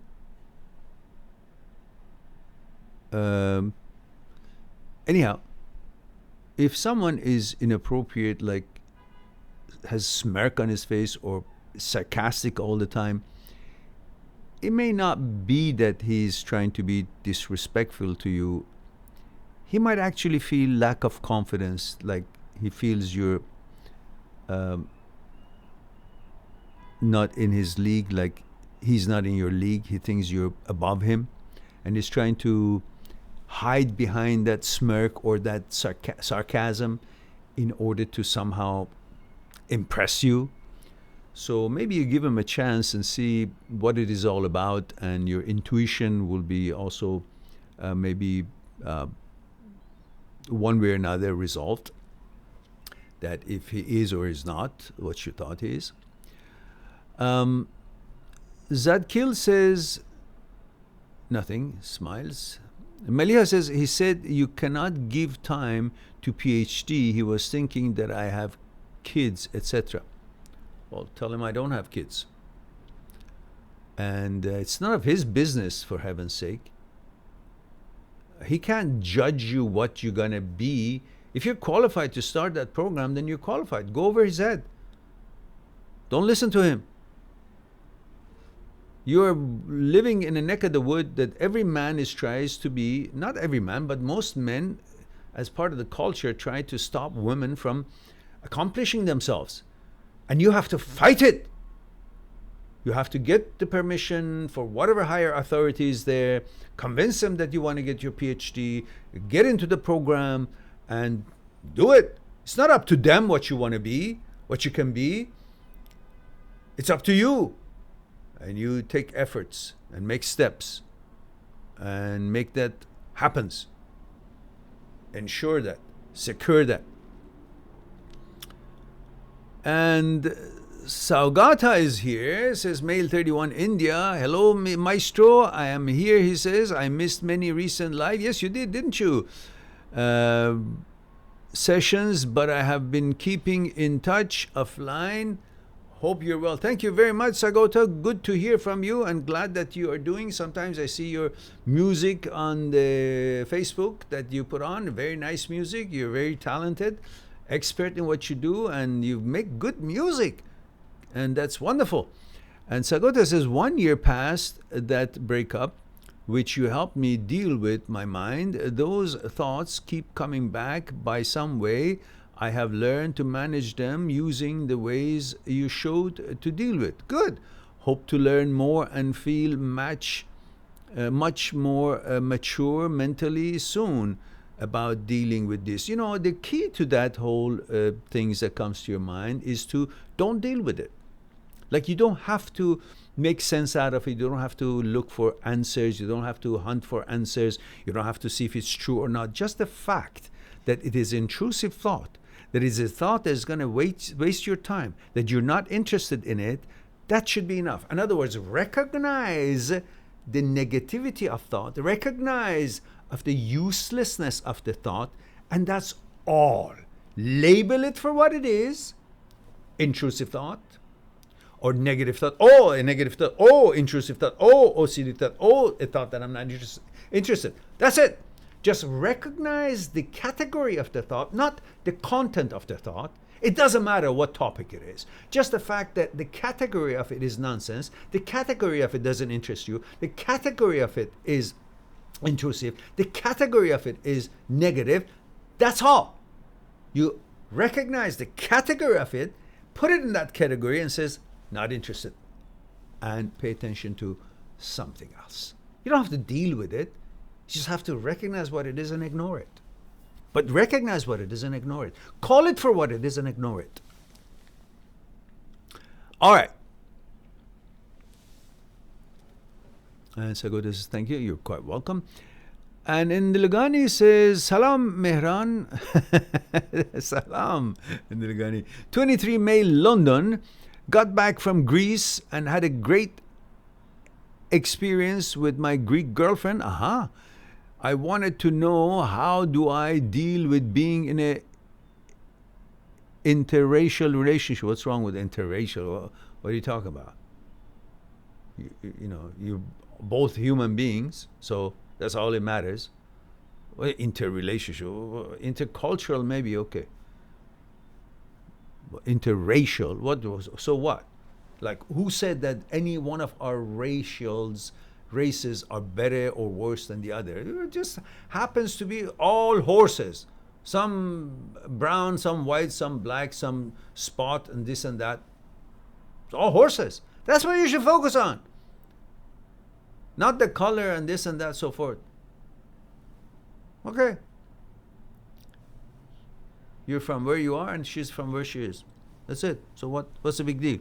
You don't have to deal with that. Deal with each other's consciousness. That's the only thing you have to deal with. Not at each other's, and the consciousness, of course, comes from just culture, background, this and that, so forth. Resolve that together, that, look, both are good. There's some things that she is used to, some things that you're used to, and that doesn't define the persona, if each to a higher level. To some level, maybe, and you try to compromise and make it work for both of you. But that's it. You got to deal with each other's consciousness, not about, I'm interracial. Oh, so what? So she's Greek and you're this. Neither one is better than the other one. They're both the same, just as good.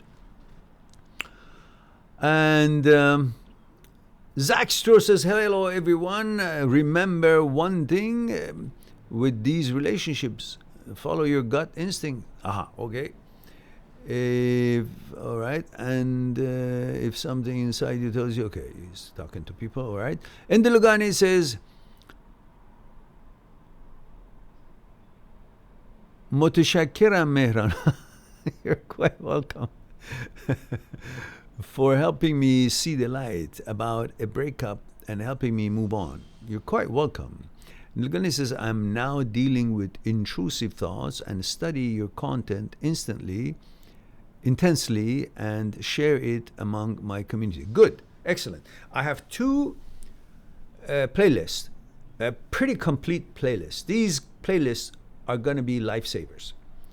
One of them is nitty-gritties and explains every emotion, this and that, and interprets the thought process and all that, which is called Intrusive, Transient, OCD, HOCD, Negative Thoughts. That's the playlist, which that kind of videos are in there. But then there's another playlist, which is more important than this one. Even this one is very detailed, but the other one is actually the way you should focus a lot about it, because it blankets every kind of intrusive thought, because the topic of intrusive thought is not important. How you deal with it is important. And so focus on that playlist is intrusive, OCD, HOCD, short videos. They're not necessarily short, but I had to make a distinction between the two playlists, but I wanted to have it intrusive, OCD, HOCD words in it. So that one, the short video one, it's going to help you to realize how this works. Not about what it thinks and how to think about it, how to analyze it, and so on and so forth, but it actually tells you how this works. There's brilliant stuff in there, well, I must say, but I hope you'll enjoy it. And the Zini, all right, the Zeni, Duganjik, I guess, retracted. All right, guys, it looks like that we hit the 2-hour mark. 2 hours, 1 minute and 45, 44, 45, 46, and continues seconds. So it's time, and we've answered all. Oh, there's one answer. There is Dzeni Dugonjik says, Dear Mr. Dagbe, where is the protocol? Before I go on, put in your gender, age, and where you're tuning in from, and I will, while I read it. Don't forget, put that before I answer. Zenny says,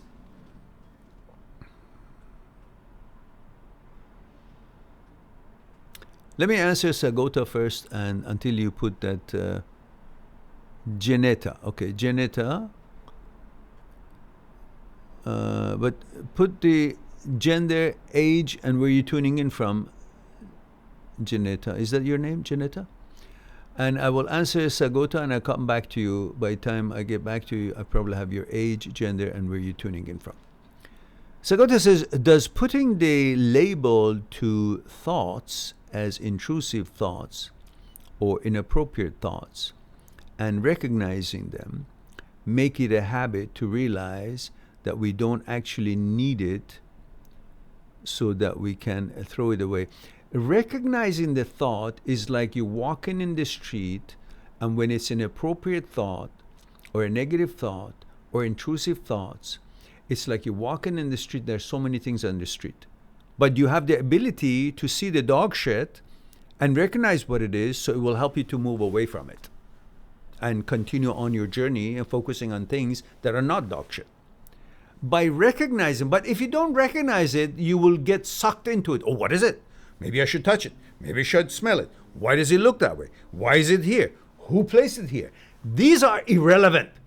All you need to do is recognize it's a shit, it's dog shit, and I've got no use for it. Move on. So that's why you recognize, to become very quick and trained to recognize nonsense. That's why you do. But you don't go any further than that. Recognize what it is. It's OCD, it's not me. It's intrusive thought, it's not me. I'm not interested in that thought, that's it. It's intrusive thought, that's it. You label it, you recognize what it is, like you walking around, oh, that's debris, that's bullshit, that's dog shit, that's vomit, that's snuff, what is it? Snot. That's spit. So you automatically notice that, and you put your foot where it is, clean and good, and you go. That's all. But you don't, oh, what is it? How long has it been here? Oh, who threw that thing? Who spit here? Who? No, not necessary. Just recognition that this is not something that you want to be close to proximity of it or walk around it. You just walk around it and go away. That's all. And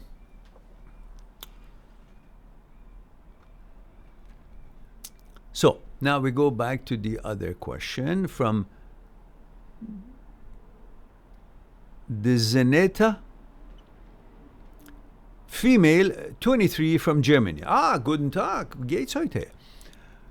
And she says, Dear Mr. Dadbe, I read about a study that in a relationship for people who pretend to be someone they aren't will show their real character after about 2 to 3 months because they can't pretend no more. Pretty true. Wondering if this is true and what you think about it. I love your channel and greetings from Germany. Vielen Dank. And I hope that you will show your love for the channel by promoting it on your social media and talking about it on chat room and with your friends and so on, because we are invisible. As good as we are, which I believe we are, we have videos, over about 2,000 videos here, and we have over 500-600 live streams that we have covered over 20,000 questions, pretty much, and we've turned many of those into single small short videos for people to access them. So pretty much anything that under the sun you can find after your breakup, we have a video on it. And pretty much anything that is about intrusive thoughts, transient thoughts, OCD, HOCD, negative thoughts, and anything to do with actually the function of the brain, thoughts, and you, we have a video on it. And these are very important stuff for our well-being and balance and how to approach life and its challenges. So I hope that you guys recognize we need to reach more people, to be able to be helpful to more people, and for them to know about our, these contents, they got to know that this channel exists. And for that, you come to the picture. So I want you guys, before I answer your question, hang on. I want to ask you guys to do me a favor, or yourself a favor, in any case, we need to have this short 1 minute 47-second video on your social medias so people can actually find us and know that we have live stream, know that we have a video, we have a channel that can be helpful. And this is the link. I want you to guys use this link and put it on your social media, 1 minute and 47 seconds, and talks about that our live stream and what our channel does in a quick way. And I would appreciate that. Now, let's go to the Zeneta. I guess it's Zeneta. D is not pronounced, is it? And she's from Germany. She's 23 years old, and she's asking if I think people who are faking and pretending to have a certain character at the beginning of a relationship, would they actually, as she has read in some article, after 2 or 3 months, they will show their real true colors because they can't continuously pretend or keep up that pretense. Well, it's not about necessarily if I agree or disagree about a certain article, but it is logical to think that not any normal person can keep up a charade for more than 2-3 months. That's stretching it for normal people. If they do keep it that long, that means they've done it so long that it's become their habit, and it's easy for them to pretend that way. But there will be glitches that their real self, through their behavior, will show off. But you should not focus on the fact that is it him, or is it real self, or is it his true nature and characteristics, or is he pretending and he's into this role playing. You shouldn't worry about that. You should simply make it easy for yourself. Don't try to find the truth.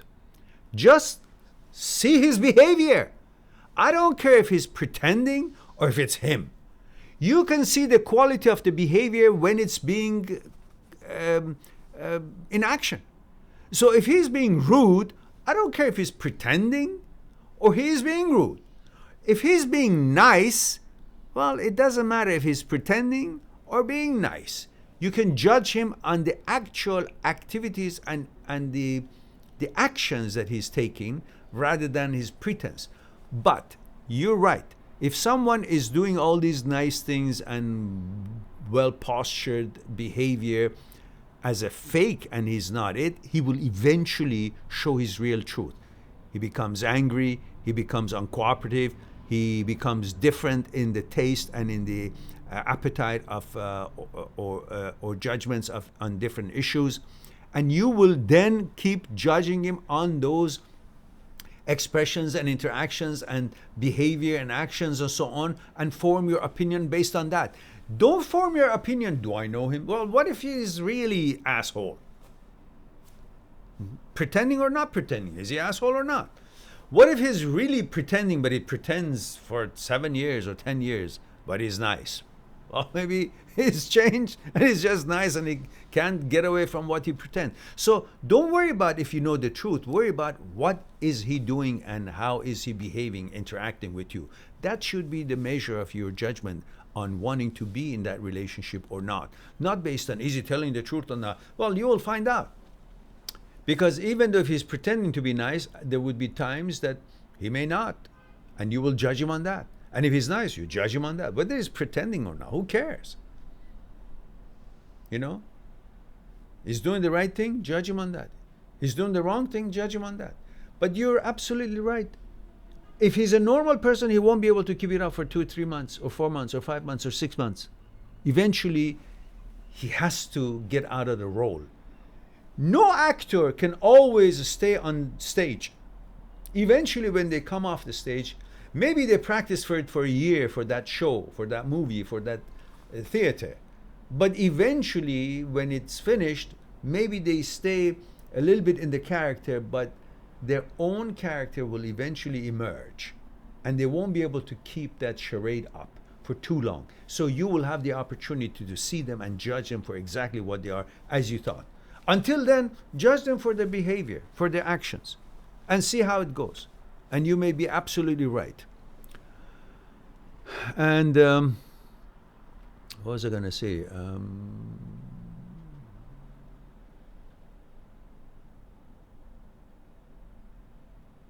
Yeah, but anyhow, they're gonna, they're gonna eventually slip.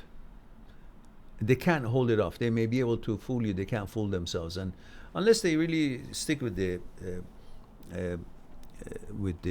role for so long that they forget about who they are and they become that role, which is fine. Then it's good for you. All right. I hope that answers the question. Okay, guys. It seems to me that this is now over 2 hours and 12 minutes, and it's time for me to say I love you all. Thank you very much for being here, giving me the opportunity to share a thing or two with you. And I look forward to talk to you again next week, next Saturday. And if you wouldn't mind, please use that link and share it on your social media and let them know that we have a Saturday live streams at 1 p.m. Vancouver time. And hopefully at 9:30 for Asian countries and Australia, 9:30 Vancouver time, I will have another live stream, hopefully tonight, for Pakistan, India, Iran, UAEs, and Indonesia, Hong Kong, Australia. These are all fall in the same time zone. Now, Sagoto says, sharing it, sir. Thank you very much. Take good care of your health. Thank you very much. Have a good day, Corporal. Okay, thank you. And Zenny says, thank you very much, Mr. Dadbe. I am just new here, figuring out how this YouTube live works, but I'm already sharing some of your videos. They are helpful. I'm delighted that you do that. I appreciate it. Thank you very much. I'm grateful. Keep it up and welcome to the channel. I love to see that more of the German nationals would get to know about this channel. In fact, at the very beginning, a few years into it, I mean, there was a German company that got in touch with me. It was a dating site, and they wanted to have an agreement with me to spend their money and translate all the videos and use it. And I told the go-between that they can talk to me and we'll see what they have in mind, and they never got back to me. So I don't know if they have and they're using it or not. I have no idea. But in any case, I would love to have more of a German presence in our channel, and hopefully we can be helpful to as many people as we can. And conscientious motivation says, thank you, you're welcome. Sagota says, tata, tata. Luna says, it's been a pleasure to join you as always. Good night, all. And dear Meran, good night to you, dear. And Nick says, kakite ano matua. See you again, Meran. Yes, kakite ano as well. I guess. Very interesting talk, and always a pleasure to see and hear from you. My pleasure to have you as one of the participants in these talks. It's always wonderful when you join us with your wise proverbs, and we all enjoy it, and thank you for that. And the Zenny says, have a nice day. All right. I look forward to talking to you again. In the meantime, be good to yourself and to the others, and I'll talk to you soon. Bye for now.